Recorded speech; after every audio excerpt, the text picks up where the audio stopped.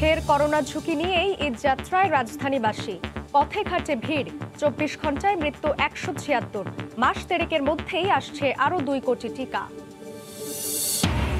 ঢাকার বাইরে জমজমাট কোরবানির পশুর হাট, রাজধানীতেও বাড়ছে ক্রেতার সমাগম। উত্তরাঞ্চল থেকে ক্যাটল ট্রেনে ঢাকায় আসলো 1000 পশু। এবারও রাজধানীতে 24 ঘন্টায় কোরবানির বর্জ্য অপসারণের ঘোষণা। কাজ করবেন 25,000 কর্মী। চট্টগ্রাম সিটিতে পরিষ্কারের লক্ষ্য 10 ঘন্টা। মক্কা থেকে মিনায় মুসল্লিরা, কাল ফজরের পর থেকে আরাফাতের ময়দানে জড়ো হবেন 60,000 হাজি। করোনা মোকাবেলায় সৌদি সরকারের ব্যাপক প্রস্তুতি। সময় সংবাদের সঙ্গে আছি আমি জান্নাতুল সাদিয়া। ফের করোনা ঝুঁকি নিয়েই রাজধানী ছাড়ছেন দক্ষিণাঞ্চলগামী মানুষ। এই মুহূর্তে রাজধানীর সদরঘাট লঞ্চ টার্মিনালে আছেন রিপোর্টার মাহমুদ রাকিব। সরাসরি যাচ্ছে তার কাছে। রাকিব, সাদিয়া, ঈদযাত্রার চতুর্থ দিন সদরঘাটে কিন্তু যাত্রী চাপ গত 3 দিনের চেয়ে আরও বেড়েছে এবং এখন শুধুমাত্র চাঁদপুর, বরগুনা এবং ভোলা এই 3টি জেলার লঞ্চ ছাড়া শুরু হয়েছে। তো এখনই কিন্তু সদরঘাটে আপনি দেখছেন যে পন্টুনগুলো রয়েছে, সেই পন্টুনে কিন্তু ব্যাপক যাত্রী চাপ আপনি দেখতে পাচ্ছেন, ছবিতেই নিশ্চয়ই দেখা যাচ্ছে। তো এই চাপ কিন্তু আরও বাড়বে যত বেলা গড়াবে, যত সন্ধ্যার দিকে অর্থাৎ সন্ধ্যা আসবে তখন কিন্তু এই যাত্রী চাপ আরও বাড়বে, কারণ সন্ধ্যার কাছাকাছি সময়ে অন্যান্য জেলাগুলো যে রয়েছে সেখানেও কিন্তু লঞ্চ ছাড়া শুরু হবে। ইতিমধ্যেই কিন্তু যাত্রী চাপ যে বাড়া শুরু হয়েছে সেটা কিন্তু গতকালকের যে লঞ্চ সদরঘাট থেকে ছেড়ে গিয়েছে সেই পরিসংখ্যান দিলেই কিন্তু বোঝা যায়। গতকালকে সদরঘাট থেকে বিএডব্লিউডির যে তথ্য, সে তথ্য অনুযায়ী 95টি লঞ্চ ছেড়ে গিয়েছে। অন্যান্য সময় অর্থাৎ স্বাভাবিক সময় কিন্তু সদরঘাট থেকে সর্বোচ্চ 60 থেকে 65টি লঞ্চ ছেড়ে যায়। তো বুঝতে পারছেন গতকালে যেহেতু 95টি লঞ্চ ছেড়ে গিয়েছে, এটি কিন্তু আজ আরও বাড়বে।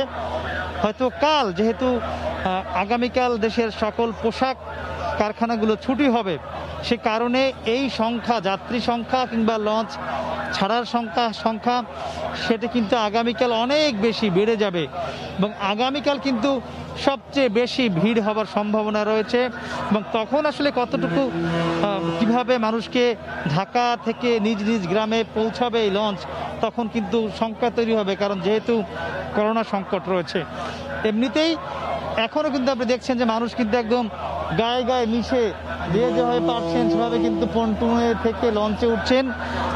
তবে লঞ্চের কথা যদি বলি, করোনা সংকট কিংবা সামাজিক দূরত্ব মানার বিষয়টি, ডেকের মধ্যে কোনোভাবেই সামাজিক দূরত্ব মানা সম্ভব নয়, অন্তত ঈদযাত্রা এটি কিন্তু খুব স্পষ্ট।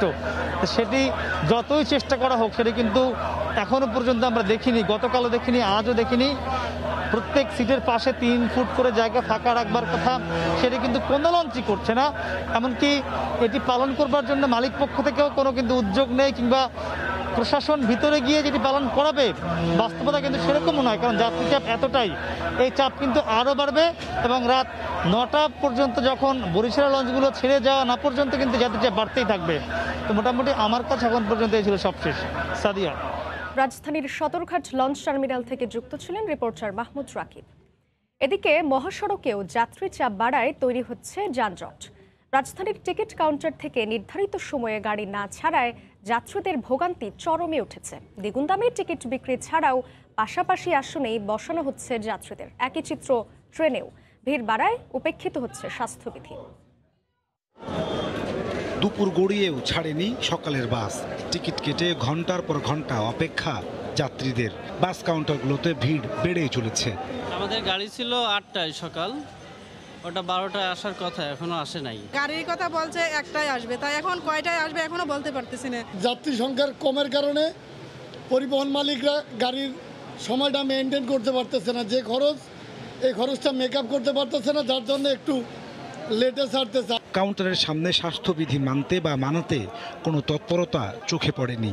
বাসের ভেতরে জীবাণুনাশক স্প্রে ছিটাতে দেখা যায়নি। দ্বিগুণ ভাড়া নিয়েও পাশাপাশি সিটেই বসানো হচ্ছে যাত্রীদের। 2 সিটেরই ভাড়া নিছে, বসাইছে ডাবল। আগে তো শুনতাম আসছি সিঙ্গেলে, এখন সিঙ্গেলের ভাড়া আর ডাবল সিট। বসানোর কথা 2 সিট মিলে একজনের, এখন বসাইছে হচ্ছে 2 সিটে 2 জনেরই। আমাদের কাছ থেকে ভাড়া ডবল। এদিকে যাত্রার চতুর্থ দিনে খেই হারিয়েছে ট্রেন। সকাল থেকে যাত্রীদের বাড়তি চাপ থাকায় ট্রেনের মধ্যেও পাশাপাশি আসনে বসছেন যাত্রীরা। বিনা টিকিটে অনেককেই চড়ে বসতে দেখা গেছে ট্রেনের সিটে। টিকিট পাই নাই, টিকিট কাটার জন্য গিয়েছিলাম তো পাই নাই, তারপরে উঠে পড়ছি। আমরা ভিতরে যদি টিকিট কাটতে পারি তো কাটবো। এখন আমরা কিভাবে তো যাবো, টিকিট পাইনি এখনো। আমরা একসাথে আসছি তো তাই একটু কথা বলতেছি। আমাদের সিট ওই পাশে, আমি ওই পাশে চলে যাব। একটু ফাঁকে ফাঁকে বসার কথা অবশ্য বসছি, ফাঁকে ফাঁকে একই পরিবারের তো এই জন্য আর কি। সারা দেশে 38 জোড়া আন্তনগর ও 19 জোড়া মেল কমিউটার ট্রেন চলাচল করছে। নাজমুস সালিহি, সময় সংবাদ, ঢাকা। দেশে করোনার তৃতীয় ঢেউ শুরুর পর থেকেই আক্রান্ত ও মৃত্যুর সূচকের রেকর্ড হচ্ছে। সপ্তাহ জুড়ে প্রতিদিনই মৃত্যু 2 শতাধিক আর সংক্রমণ 10,000-এর বেশি। 24 ঘন্টায় রাজধানীর বাইরে বিভিন্ন জেলায় মারা গেছেন 171 জন। আইসিইউ, অক্সিজেন আর শয্যা সংকটে বেসামাল অবস্থা হাসপাতালগুলোর। রিপোর্টার ও জেলা প্রতিনিধিদের পাঠানো তথ্য ও ছবিতে রিপোর্ট। করোনায় মৃত্যু আর সংক্রমণের হার বেড়েই চলেছে। জেলা শহর থেকে শুরু করে গ্রামাঞ্চলে বিপজ্জনক গতিতে ছড়াচ্ছে সংক্রমণ। আইসিইউ সংকটে মুমূর্ষু রোগীরা প্রতিদিনই হারাচ্ছেন প্রাণ। অক্সিজেনের খোঁজে হাসপাতাল থেকে হাসপাতালে ছোটাছুটি করছেন স্বজনরা। আপ্রাণ চেষ্টার পরও ফিরে না পাওয়া প্রিয়জনের মৃত্যুতে হাসপাতালগুলোতে থামছে না আহাজারি। দক্ষিণ পশ্চিমাঞ্চলের বৃহত্তম খুলনা নগরীতে মৃত্যুর ঊর্ধ্বগতি কোনো মতেই থামানো যাচ্ছে না। 4টি কোভিড হাসপাতালে একদিনেই প্রাণ হারান 24 জন। ইমার্জেন্সি আইসিইউতে দেওয়া লাগতেছে, কোনো জায়গায় আইসিইউ নেই। আল্লাহ যদি এখন সহায় হয় তাহলে আইসিইউ পাইতে পারি। করোনা পরিস্থিতি বেসামাল ময়মনসিংহেও। আইসিইউ সংকট ভয়াবহ। 24 ঘন্টায় করোনা ইউনিটে 20 জন মারা গেছেন। আইসিইউর জন্য চেষ্টা করছি, কিন্তু এখানে তো ফাঁকা নাই। এখন ডাক্তাররা বললো যে আপনারা ঢাকায় চেষ্টা করেন। আশঙ্কাজনকভাবে রোগীর সংখ্যা অনেক বেশি বেড়ে গেছে। এখন অধিকতর জটিল, সিভিয়ার, ক্রিটিক্যালি ইল পেশেন্টগুলো বেশি ভর্তি হচ্ছে। করোনা পরিস্থিতি উদ্বেগজনক পর্যায়ে পৌঁছেছে উত্তরের জেলা বগুড়ায়। গত 24 ঘন্টায় জেলায় 21 জনের মৃত্যু হয়েছে। শুধু অক্সিজেনের অভাবেই লোকটা মারা গেছে। আইসিইউ সাপোর্টের দরকার, পাচ্ছি না আমরা। শয্যা বাড়িয়েও চাপ সামলাতে টালমাটাল রাজশাহী মেডিকেল। গত 24 ঘন্টায় হাসপাতালটির কোভিড ইউনিটে মারা গেছেন 17 জন। প্রচুর অক্সিজেনের অভাব হচ্ছে, কিন্তু ব্যাপক খারাপ অবস্থার ভিতরের দিকে। 2টা রোগী মারা গেল, এই 2টা আইসি খালি হয়ে দিকে বলে। একদিনে দক্ষিণ পশ্চিমাঞ্চলের 3 জেলায় করোনায় মারা গেছেন 39 জন। এর মধ্যে শুধু কুষ্টিয়াতেই 20 জন। এছাড়া মৃত্যুর তালিকা প্রতিদিনই দীর্ঘ হচ্ছে অন্য জেলাগুলোতেও। এর মধ্যে চট্টগ্রামে 11 জন, চুয়াডাঙ্গায় 8 জন, ফরিদপুরে 7 জন, কিশোরগঞ্জে 5 জনের মৃত্যু হয়েছে। সাদিয়া আফরিন, সময় সংবাদ। রাজধানীর কোভিড হাসপাতালগুলো যেন হাহাকারের কেন্দ্র। শয্যা না পেয়ে রোগী নিয়ে হাসপাতাল থেকে হাসপাতালে ছুটে নিরুপায় স্বজনরা ফিরে যাচ্ছেন সংকটাপন্ন রোগী নিয়েই। পরিস্থিতি সামাল দিতে নানা পদক্ষেপের আশ্বাস হাসপাতাল কর্তৃপক্ষের।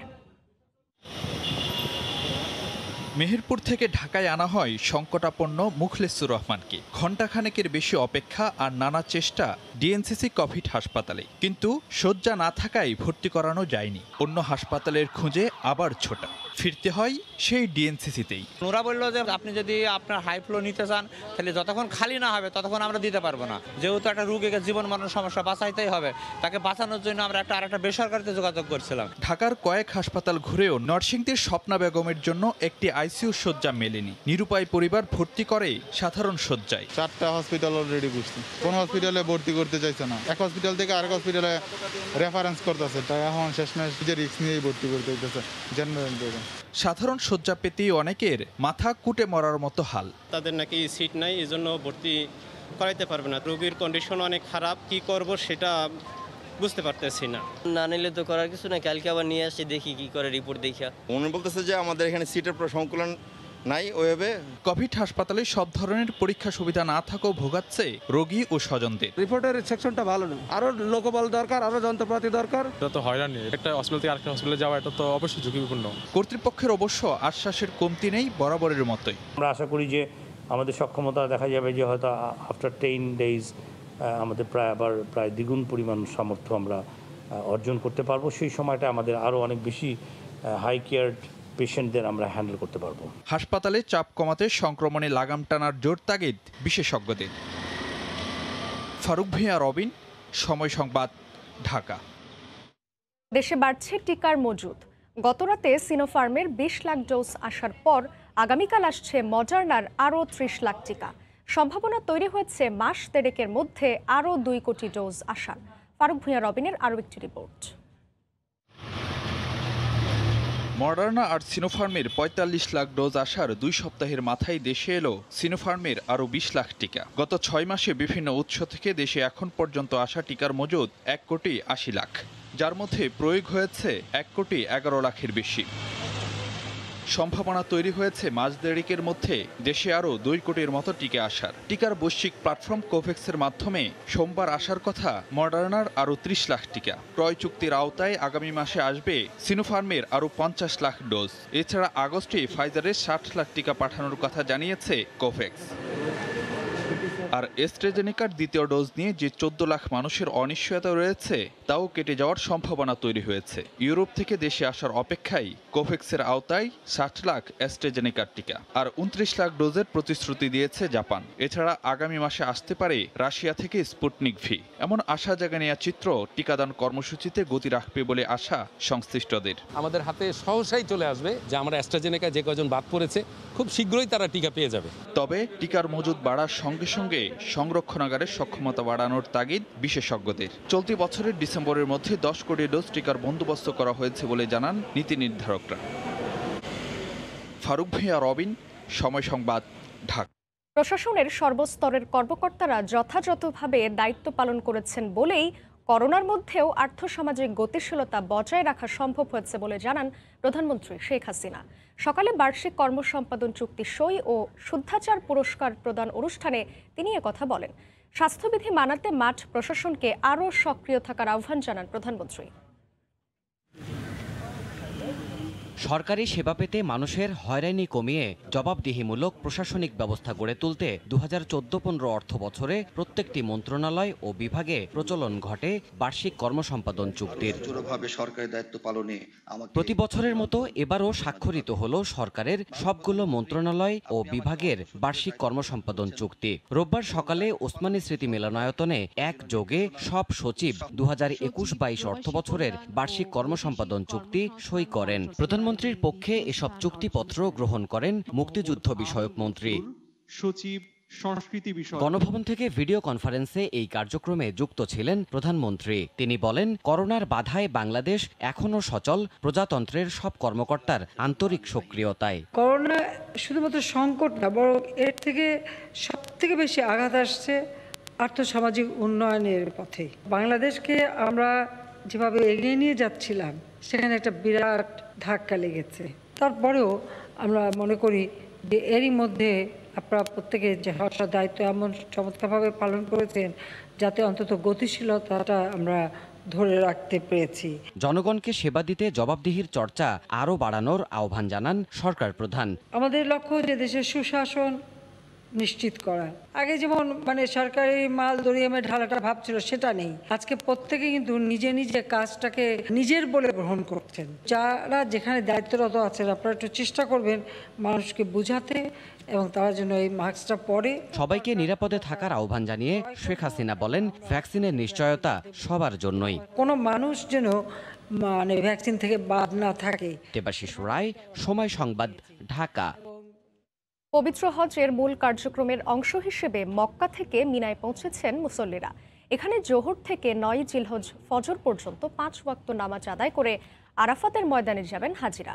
সৌদি আরব থেকে বিস্তারিত সহকর্মী আল মামুন শিপনের প্রতিবেদনে। লাব্বাইক আল্লাহুম্মা লাব্বাইক ধ্বনিতে প্রকম্পিত মিনা প্রাঙ্গণ। করোনা পরিস্থিতিতে দ্বিতীয়বার সীমিত পরিসরে হজে অংশ নিয়েছেন মুসল্লিরা। স্থানীয় ও সৌদি আরবে অবস্থানরত বিদেশি নাগরিক সহ নিবন্ধিত 60,000 হাজি 9 জিলহজ ফজর পর্যন্ত 5 ওয়াক্ত নামাজ মিনায় আদায় করবেন। কঠোর বিধিনিষেধ মেনে এবারের হজেও অংশ নিয়েছেন অনেক বাংলাদেশি। ধর্মপ্রাণ মুসলমান ভাইদের উদ্দেশ্যে এটাই বলবো যে আল্লাহ আমাদের আমাদেরকে তৌফিক দান, আমাদের জন্য খাস দোয়া করবেন। এমনকি আমরা আল্লাহর কাছে দোয়া করি আল্লাহ যাতে এই করোনা মহামারী থেকে আমাদেরকে হেফাজত করে। আমরা আজকে এখানে থাকবো, মিনাতে 5 ওয়াক্ত নামাজ পড়বো। কালকে সকালে আল্লাহ বাসা রাখে ফজর নামাজ পড়ে আমরা আরাফাতের উদ্দেশ্যে রওনা করব। সোমবার 9 জিলহজ ফজরের নামাজ শেষে আরাফাতের উদ্দেশ্যে যাত্রা করবেন হাজিরা। সেখানে হজের খুতবা শুনবেন এবং এক আজানে জোহর ও আসরের নামাজ আদায় করবেন তারা। এদিন সন্ধ্যায় মুজদালিফার উদ্দেশ্য আরাফাতের ময়দান ত্যাগ করবেন হাজিরা। মুজদালিফায় পৌঁছে আবারও এক আজানে আদায় করবেন মাগরিব ও এশার নামাজ। করোনার কারণে গত সিজনও চেষ্টা করছি, তা সফল হয় নাই। এবার চেষ্টা করছি আল্লাহ দিলে পরিবেশ সুন্দর সুস্থভাবে হজ পালন করার অনুমতি পাইছি। হাজিরা সোমবার রাতে মুজদালিফায় খোলা আকাশের নিচে রাত যাপন করবেন। সেখান থেকে তারা মিনার জামারায় শয়তানকে পাথর নিক্ষেপের জন্য পাথর সংগ্রহ করবেন। মঙ্গলবার 10 জিলহজ সকালে ফজরের নামাজ শেষে আবার ফিরে আসবেন মিনায়। এরপর পশু কোরবানির পর পুরুষরা মাথা মুন্ডন করে ইহরাম ত্যাগ করবেন। পরে জামারাতে শয়তানকে পাথর নিক্ষেপ ও এরপর পবিত্র কাবা শরীফে বিদায় তাওয়াফ করে হজের আনুষ্ঠানিকতা শেষ করবেন হাজিরা। আলমামুন শিপন, সময় সংবাদ, সৌদি আরব। ঢাকার বাইরে জমে উঠেছে কোরবানির পশুর হাট। এই মুহূর্তে রংপুর সদর উপজেলার পানবাজার পশুর হাটে আছেন সহকর্মী রতন সরকার। বিস্তারিত জানতে সরাসরি যাচ্ছি তার কাছে। রতন, সাবিয়া, এটি আসলে একটি রংপুরের যে গ্রামীণ যে হাটগুলো বসে, অর্থাৎ গ্রামে গ্রামের হাট, তেমন একটি বড় এটি হাট। এখানে আমরা বেশ কিছুক্ষণ ধরে অপেক্ষা করছি এবং এখানে যে বিষয়টি দেখছি সেটি হচ্ছে যে প্রচুর কিন্তু গরুর আমদানি এখানে আমরা লক্ষ্য করছি। এখানে একটি গ্রাম পর্যায়ের হাট হলেও এখানে কিন্তু হাজার হাজার মানুষের উপস্থিতি এবং এখানে গ্রামের মানুষ কিন্তু তাদের যে গৃহপালিত পশুগুলো কোরবানি ঈদ উপলক্ষে তারা এতদিন লালন পালন করে এসেছিল, তারা কিন্তু এখানে গরু ছাগল গুলো তুলেছে। তবে আমরা 2-3 ঘন্টা থেকে এখানে অবস্থান করে যে বিষয়টি দেখতে পেরেছি সেটি হচ্ছে যে আসলে মানুষ যে পরিমাণে গরু ছাগল কিনে ফিরেছে তার থেকে কিন্তু বেশি ফিরে গেছে। এখানে বিক্রি করতে এসেছিলেন যারা, তারা আসলে কাঙ্ক্ষিত দাম না পাওয়ার কারণে কিন্তু তাদের গৃহপালিত যে গবাদি পশুগুলো রয়েছে সেগুলো নিয়ে কিন্তু তারা ফিরে গিয়েছে। এখানে সাধারণত আমরা যেটি দেখেছি 60 থেকে 80 হাজার টাকার মধ্যে বেশ কিছু গরু বিক্রি হয়েছে, কিন্তু এখানে 1.5 লাখ টাকা পর্যন্ত দামের গরু এখানে উঠেছে এবং সর্বোচ্চ 1,30,000 টাকায় কয়েকটি গরু বিক্রির খবর আমরা পেয়েছি। তবে এখানে এই গরু ছাগল বিক্রি করতে আসা অসংখ্য মানুষ কিন্তু যারা ফিরে গেছে তারা বলছে আমাদের যে আসলে তারা কাঙ্ক্ষিত যে প্রত্যাশিত যে প্রত্যাশা, দামের প্রত্যাশা নিয়ে এসেছিলেন, তাদের বেশিরভাগই কিন্তু এখানে সেই দাম অনুযায়ী, তাদের প্রত্যাশা অনুযায়ী দাম না পাওয়ার কারণে তারা বেশিরভাগ মানুষই কিন্তু তাদের পশুগুলো নিয়ে ফিরে গেছে। এখানে আমরা এই হাটে যতটুকু দেখছি যে আসলে ক্রেতা তার থেকে বিক্রেতার উপস্থিতি কিন্তু বেশি। আসলে করোনাকালীন যে সংকটের কারণে মানুষ কিন্তু তাদের অসংখ্য মানুষ তাদের গৃহপালিত যে পশুগুলো আছে এগুলো বিক্রি করে তারা হয়তো ঈদের উৎসবের জন্য একটি প্রস্তুতি নেয়ার চিন্তা করছিলেন। সেক্ষেত্রে কিন্তু আমরা যে বিষয়টি জানতে পেরেছি যে আসলে কাঙ্ক্ষিত প্রত্যাশিত দাম না পাবার কারণে কিন্তু তারা তাদের পশুগুলো নিয়ে ফিরে গেছে। তো এই ছিল সাবিয়া আমার কাছে গরুর হাটের সর্বশেষ।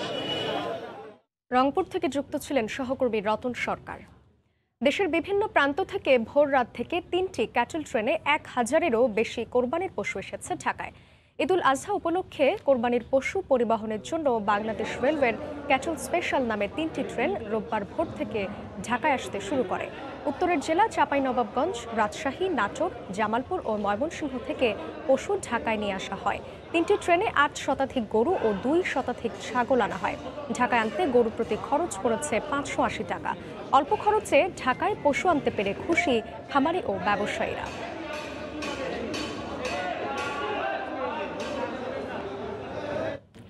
এবারও 24 ঘন্টার মধ্যে কোরবানির বর্জ্য অপসারণের ঘোষণা দিয়েছে ঢাকার 2 সিটি কর্পোরেশন। সে লক্ষ্যে এরই মধ্যে কাজও শুরু করে দিয়েছেন তারা। বর্জ্য অপসারণে ঢাকা উত্তর ও দক্ষিণ সিটি মিলিয়ে কাজ করবেন প্রায় 25,000 পরিচ্ছন্নতা কর্মী। একসময় ঢাকার রাস্তায় ঘন্টার পর ঘন্টা পড়ে থাকতো কোরবানির পশুর বর্জ্য। আবর্জনার স্তূপ থেকে ছড়াতো দুর্গন্ধ আর নানা ধরনের জীবাণু। সিটি কর্পোরেশনের উদাসীনতার খেসারত দীর্ঘদিন দিয়েছেন নগরবাসী। কিন্তু গেল কয়েক বছরে পাল্টে গেছে এই চিত্র। ঈদুল আজহার 24 ঘন্টা না পেরোতেই বর্জ্য অপসারণে ঢাকার 2 সিটির সক্রিয় ভূমিকা নজর কেড়েছে সবার। এবারও তাই বাসিন্দাদের প্রত্যাশা, মহামারীকালে নির্দিষ্ট সময়ের আগেই পরিচ্ছন্ন হবে নগর। বর্জ্য যাতে নানা জায়গায় না ছড়ায়, এমনি করোনার সময় যত তাড়াতাড়ি নিতে পারে তত এটার সুযোগ হবে। বিগত 2 বছর যাবতে সিটি কর্পোরেশন 24 ঘন্টার মধ্যে বর্জ্য অপসারণ করছে। এই বছরও চাই এরকম কাজে দ্রুত গতি থাকুক। ম্যাক্সিমাম 1-1.5টার মধ্যে বর্জ্য অপারেশন করেন যে সবচেয়ে ভালো হয়। এরই মধ্যে ঢাকা উত্তর ও দক্ষিণ সিটি কর্পোরেশনের ওয়ার্ডে ওয়ার্ডে বর্জ্য ব্যবস্থাপনার কাজ শুরু করে দিয়েছেন কাউন্সিলররা। বিলি করছেন ব্যাগ ও ব্লিচিং পাউডার। সিটি কর্পোরেশনের আমার যারা পরিচ্ছন্ন কর্মী আছে তারা এগুলো নিয়ে যাবে এবং আমরা ডেটলও দিচ্ছি প্লাস ব্লিচিং পাউডার দিচ্ছি যাতে দুর্গন্ধটা না আসে। বর্জ্য ফেলার ব্যাগ দেওয়া হচ্ছে, সেই ব্যাগে কোরবানির পশুর বর্জ্য ফেলুন। যেখানে সেখানে না ফেলে সিটি কর্পোরেশনের দেয়া ব্যাগে বর্জ্য রাখার অনুরোধ জানিয়ে এবারও 24 ঘন্টার মধ্যে ঢাকাকে পরিষ্কার করার ঘোষণা দেন উত্তর সিটির মেয়র আতিকুল ইসলাম। 24 ঘন্টার মধ্যে আমাকে নিশ্চিত করতেই হবে যে পলিব্যাগ দেওয়া হয় বর্জ্যটাকে রাখার জন্য, সেই বর্জ্যটাকে আমরা রাস্তায় ফেলে দিই আর পলিব্যাগটা দিয়ে আমরা মাংসকে প্যাকিং করি।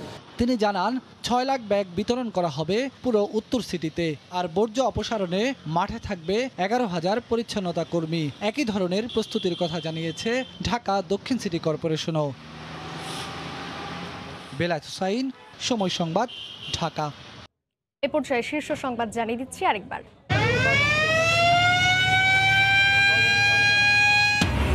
ফের করোনা ঝুঁকি নিয়েই ঈদযাত্রায় রাজধানীবাসী। পথে ঘাটে ভিড়। 24 ঘন্টায় 225 জনের মৃত্যু। মাস দেড়েকের মধ্যেই আসছে আরও 2 কোটি টিকা। ঢাকার বাইরে জমজমাট কোরবানির পশুর হাট। রাজধানীতেও বাড়ছে ক্রেতা সমাগম। উত্তরাঞ্চল থেকে ক্যাটল ট্রেনে ঢাকায় আসলো 1000 পশু। মক্কা থেকে মিনায় মুসল্লিরা। কাল ফজরের পর থেকে আরাফাতের ময়দানে জড়ো হবেন 60,000 হাজি। করোনা মোকাবেলায় সৌদি সরকারের ব্যাপক প্রস্তুতি। এই ছিল এখনকার মতো। সঙ্গে থাকুন সময়ের।